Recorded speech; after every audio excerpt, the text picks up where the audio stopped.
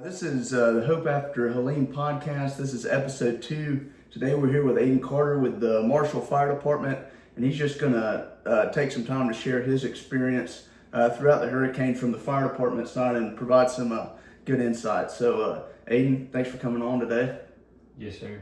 But yeah, if you would, just here at the start of this, maybe share kind of an overview of your experience during the hurricane, kind of a summary of that.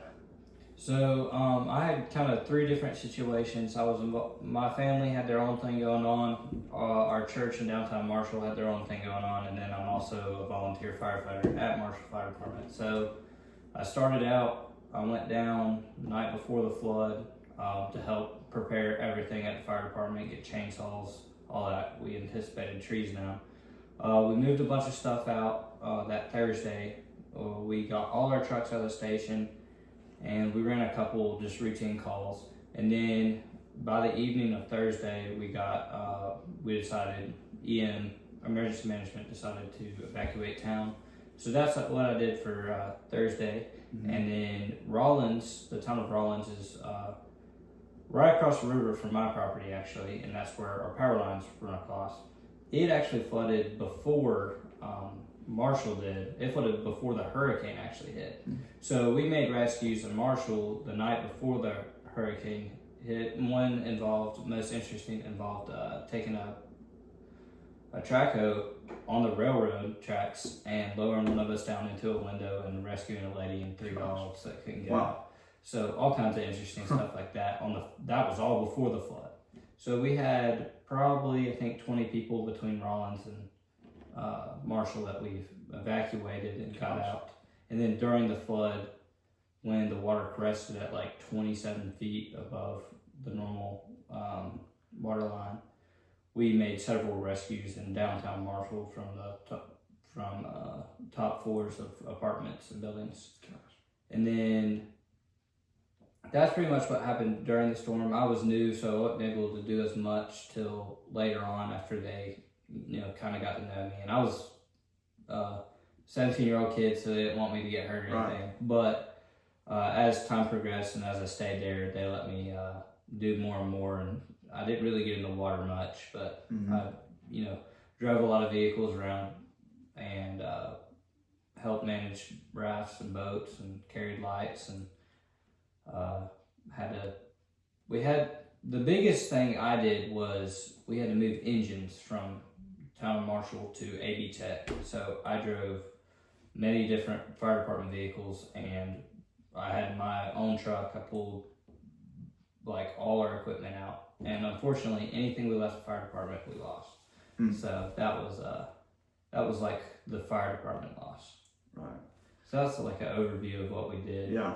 Well, that's a lot, and just thrown into that situation, which I know you would never expect to really be in, but having to make actual rescues, from, what did you say, 27 foot past the normal water line. Yes, like that's when it crested, like 2 days after,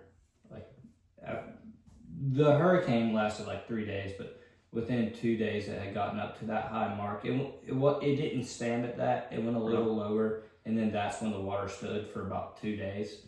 And then after that, it receded fairly quickly. Yeah.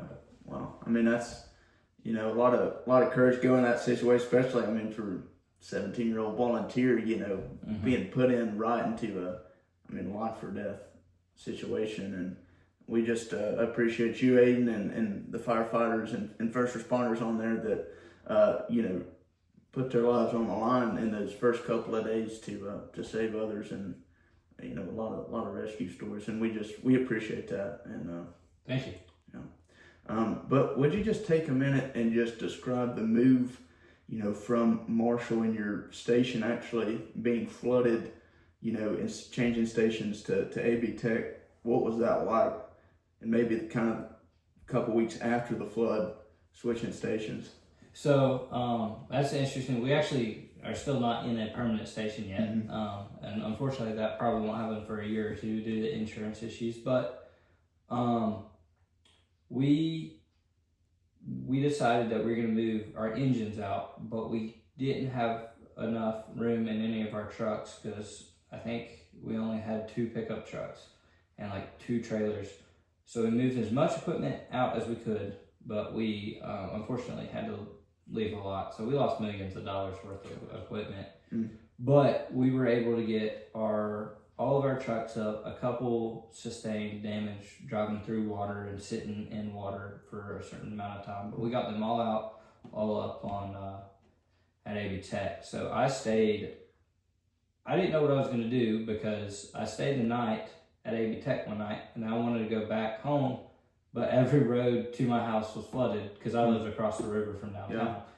So within like 4 or 5 days, I was able to make it back to my house to get a change of clothes, and then I stayed at the station on a cot, at AB Tech on a cot for like 17 days. Gosh. And then went back to the house, stayed the night, and then would come back every day and just spend the night at my house. But it was different because we weren't operating. We didn't have equipment. When the power went down, we had to run our generators on our trucks with drop cords into the AB Tech so we could keep our radios running because we also lost cell service. Yeah. So we had no way to communicate. Radios were our only way, and then we didn't have batteries. We didn't have power to charge our radios. So that was like one of the big issues with moving out of station because we have a system set up in the station. So we had to operate off of our hand radios. So we had to keep those charged, and yeah. Well, I mean, that's, just totally different environment with, not being able to communicate. You may have 2 or 3 guys out on a call and then not knowing what they need, a lot of anxiety, I guess, arises from that. Yeah, and then, so to expand on the station situation now, we moved out of AB Tech because eventually school had to start back again. So First Baptist Marshall was, that's the church I go to. It was nice enough to let us stay, and we're still there. We're trying to kind of move somewhere. We don't know where or how, but we're trying to move somewhere to get off the church's property because we've been there for 9 months, and we are operating out of 2 sheds and a tent right now. So it's kind of interesting situation. Yeah. We have 4 beds right now, so limited personnel can stay the night. We have 1 person that works 24-hour shifts, but a lot of times we'll stay depending on if there's going to be a storm or anything. So it's harder to do that now. And starting out, we actually had to stay in a little tiny bunk trailer, and there were more bunks, but there was no room at all, and there was no bathroom in it. She had to go outside in the middle of the night and go to the bathroom, and that was during when we had a snowstorm. So that was interesting. But I mean, all things considered, we're doing pretty good right now. But it will be nice when we get a new station. Right. Yeah. You kind of got to adapt, I guess, to what situation you're in, and been able to do that. And we as we kind of wrap this up, and thanks again, Aidan, for coming on, just sharing a little bit about your experience at Marshall and what it was like for you, and some of the things kind of you experienced through the hurricane. But as part of this podcast, we're wanting to encourage other people in other communities that may be facing something similar to what we did in Helene. So Aidan, if you were to give maybe one piece of advice or to encourage someone or a community that's kind of facing something similar to what we faced in Helene, what would you give or say to them? Well, I would say never give up hope. For me, I'm a Christian. I believe in God. I believe in Jesus Christ, our Savior. And the one thing that kind of kept me going through all these situations, the sadness of people dying, people losing everything, was that God has a plan. I don't know what it is yet. I don't know why He's doing this, but eventually things are going to work out for good, because that's said several times in the Bible, and I firmly believe that God has a plan for everything. There might be devastation, but eventually there will be good that comes out of it. And there's been a lot of good that has come through the community of Marshall and Western North Carolina, I think, as a whole. But for example, our church has grown so much since the flood. I mean, we actually had to be out of our building for 6 months, but we grew from it, and we were able to share the gospel with so many people because our church was so active in helping people muck out their houses and rebuild houses and get all the mud out of businesses and things.